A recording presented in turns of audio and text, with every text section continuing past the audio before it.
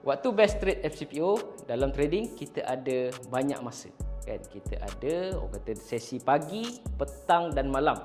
Tetapi ramai yang nak tahu ataupun ramai yang tertanya-tanya waktu bila yang best ataupun waktu bila yang menarik untuk kita trade FCPO ni. Waktu yang menarik untuk kita trade FCPO adalah waktu market tengah rancak ataupun tengah aktif lah. Sebab apa? Market bila tengah laju, kita nak untung tu cepat. So antara waktu-waktu yang best, yang pertama adalah pada pukul 10.30 pagi. Maksudnya kita letaklah range 10.30 pagi sehingga lebih kurang 11.30 pagi lah.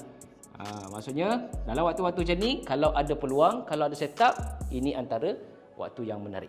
Yang kedua, pada pukul 2.30 petang sampai pukul lebih kurang 3.30 petang lah. So waktu-waktu macam ni pun, kalau ada setup, insya-Allah dia laju. Okey, dan yang ketiga pada pukul 9.30 malam.